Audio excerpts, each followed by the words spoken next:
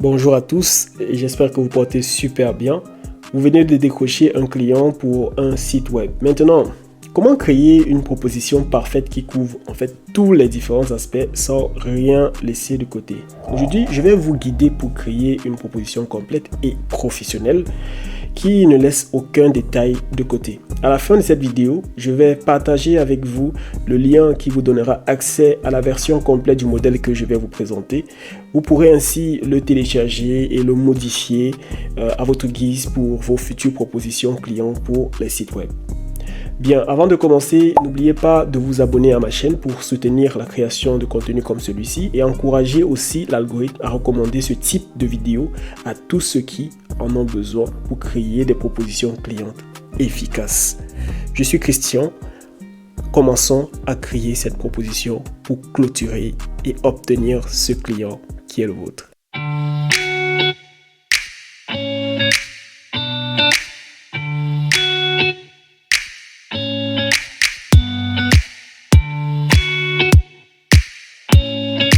Revenons maintenant à cette proposition.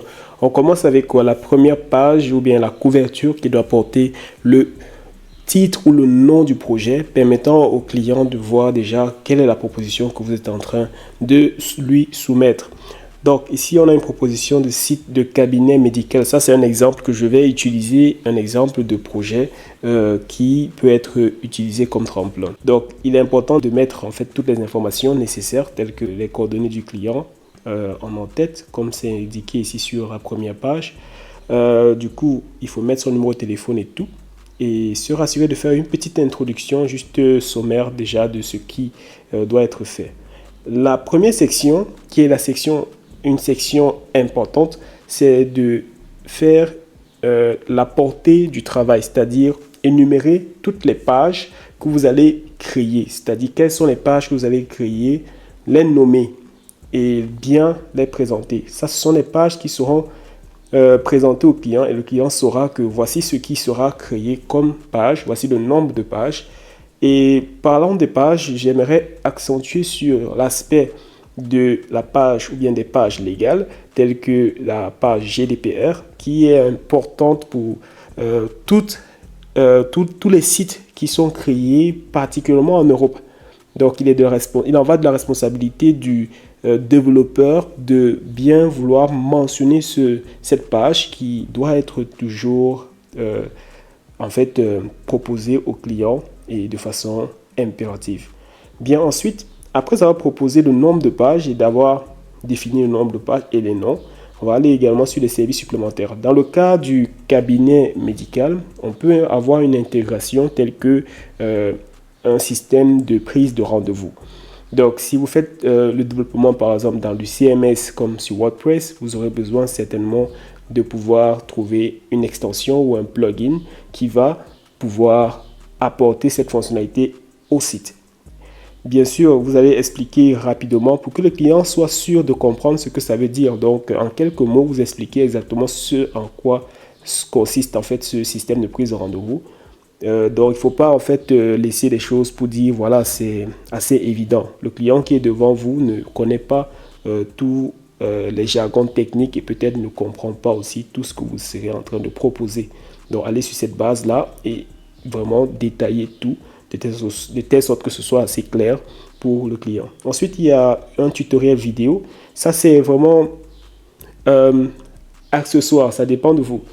Mais ici, le tutoriel vidéo est important pour ajouter encore une certaine valeur à votre service et vous démarquer des autres. Ici, le tutoriel vidéo consiste à quoi? À concevoir une vidéo vraiment d'environ 10 à 15 minutes maximum qui va aider le client à pouvoir administrer son site. C'est-à-dire montrer comment gérer les prises de rendez-vous dans ce cas, par exemple, insérer des articles dans le blog et accéder à son site. Ça, ce sont en fait des objectifs qui sont visés quand on crée une vidéo tutoriel comme celle-là. Parlant des délais de livraison. Les délais de livraison, il y a une mise en garde ici importante. Ne jamais donner un délai de livraison avec un nombre de jours fixe. C'est-à-dire, vous dites par exemple que votre site, cher client, votre site sera livré en 2 semaines ou en 14 jours. ne faites jamais cela. Il est toujours préférable de donner une estimation. C'est-à-dire, vous dites par exemple que le site sera livré entre 7 à 10 jours, comme c'est le cas ici. Donc, 7 à 10 jours, ceci veut dire quoi? En principe, je fais une estimation de combien de temps il me faudra pour réaliser ce type de site. Ici, c'est un site de prise de rendez-vous qui va avec d'autres fonctionnalités basiques. Mais si je prends en considération l'expérience et le temps que j'ai en fonction des autres projets ou des autres sites que je suis en train de concevoir pour d'autres clients, voilà, je dis, ok, il me faudra environ 5 jours pour pouvoir le développer complètement et le livrer. Maintenant, sur ces 5 jours, j'ajouterai encore 2 jours pour des problèmes techniques éventuels et encore 3 jours en plus pour d'autres problèmes que je n'aurais pas peut-être perçus. Ceci fait en sorte que vous avez une marge de 5 jours en plus pour vraiment livrer le site.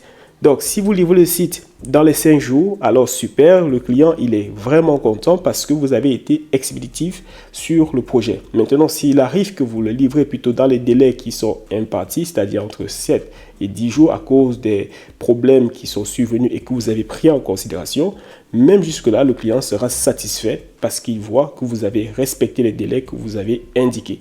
Maintenant, ce que je vais signaler ici également, c'est quoi? C'est que ces délais doivent commencer à être comptés à partir du moment où vous recevez le premier paiement. C'est-à-dire que vous recevez le premier paiement. Je vais en revenir plus bas au niveau des paiements.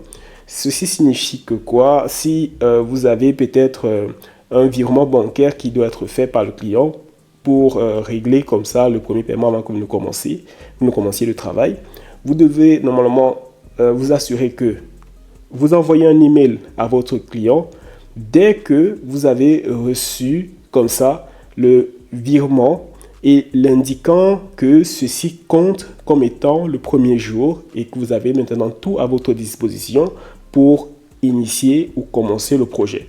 Donc, il est très important de pouvoir toujours garder une certaine communication via les emails ou les WhatsApp ou SMS, ça dépend de vous, mais qu'il y ait une certaine traçabilité pour vous aider de pouvoir toujours vous repérer dans ce qui est des délais de livraison. Maintenant, pour les livrables, le site internet que vous concevez est un service. Donc, il faut effectivement des livrables.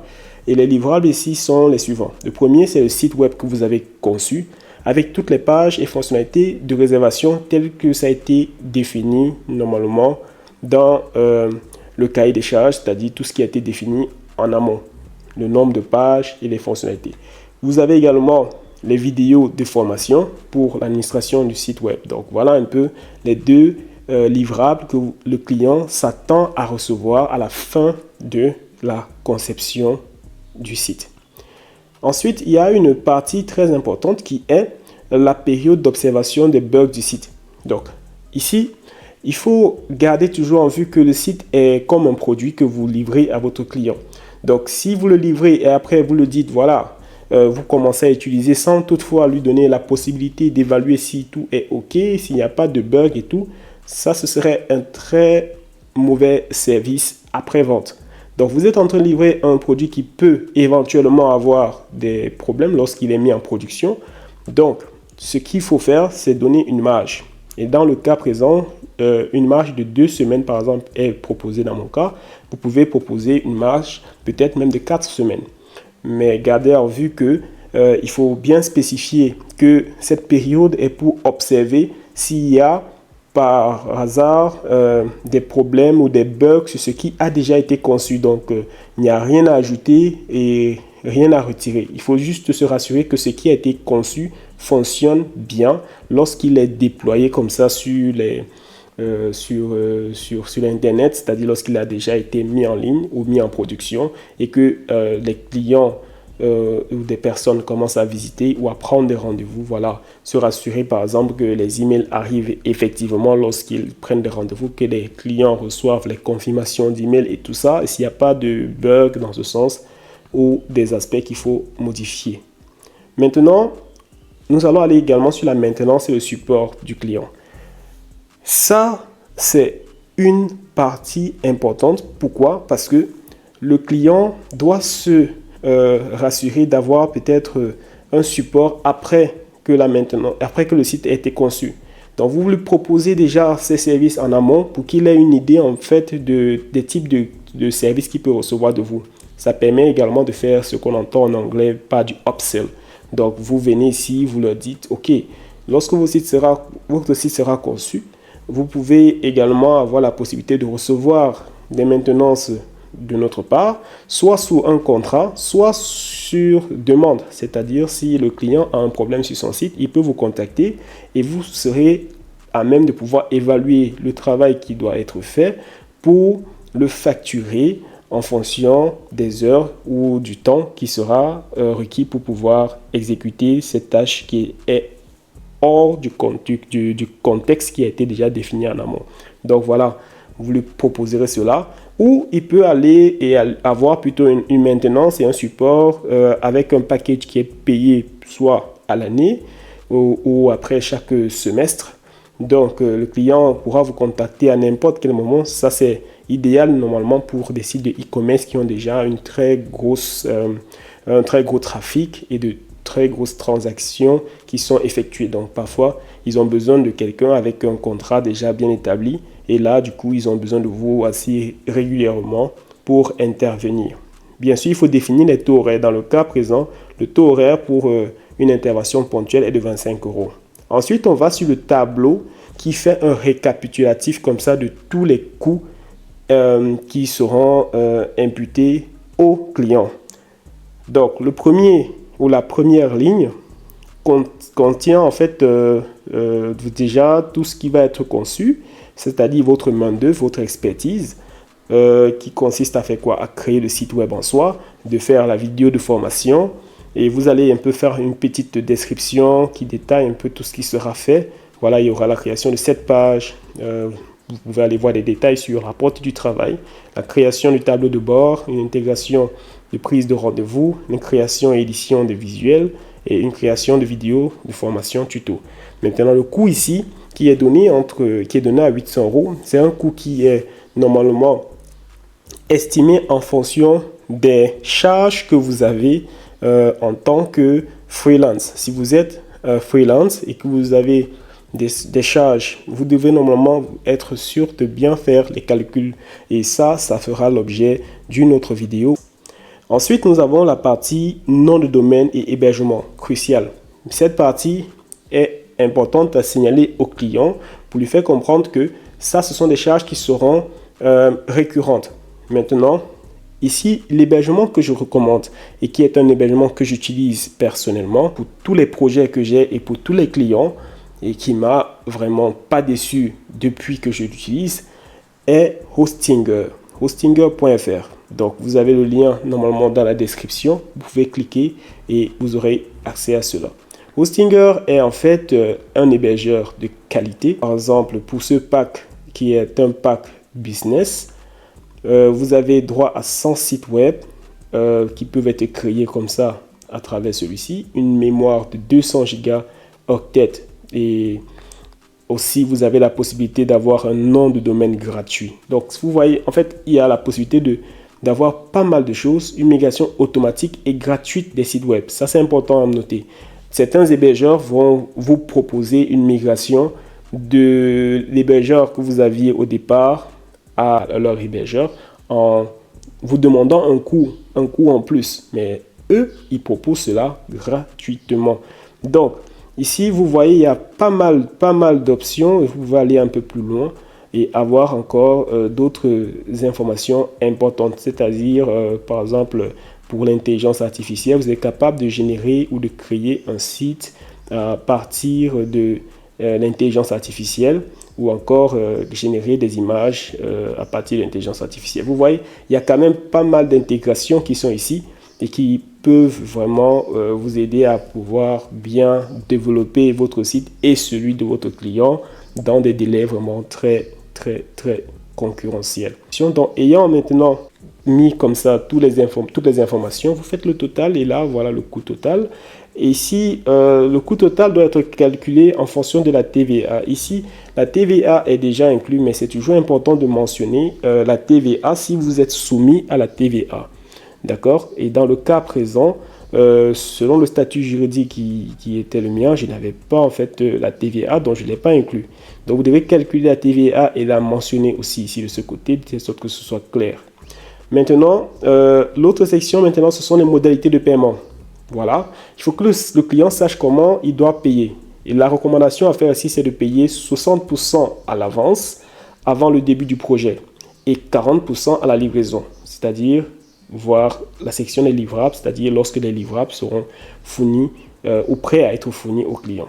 Maintenant, si le client décide d'aller avec vous, il devra se soumettre à ceci. Pourquoi? Parce que en prenant 60%, ça vous permet d'avoir déjà assez pour vous procurer déjà le nom de domaine et l'hébergement, donc c'est-à-dire pour acheter le nom de domaine et l'hébergement, bien sûr au nom du client, et aussi d'autres extensions importantes. Dans ce cas, par exemple, une autre extension que j'aurais à ajouter, peut-être qu'il doit être acheté, ce sera l'intégration des prises de rendez-vous. Donc, il faut une extension professionnelle qui va permettre, autant pour moi, de pouvoir intégrer toutes les fonctionnalités précises. Donc, c'est-à-dire qu'il faut qu'il y ait encore assez de détails par rapport à cet aspect-là. Il faut le mentionner, bien sûr, si le client doit encore payer chaque année. Donc, le client va payer 60% à l'avance et en plus 40% à la livraison. Bien, et n'oubliez pas aussi d'ajouter le numéro de compte et bien sûr la description qui est importante pour que le client puisse indiquer que voilà, ça c'était pour une création de site de cabinet.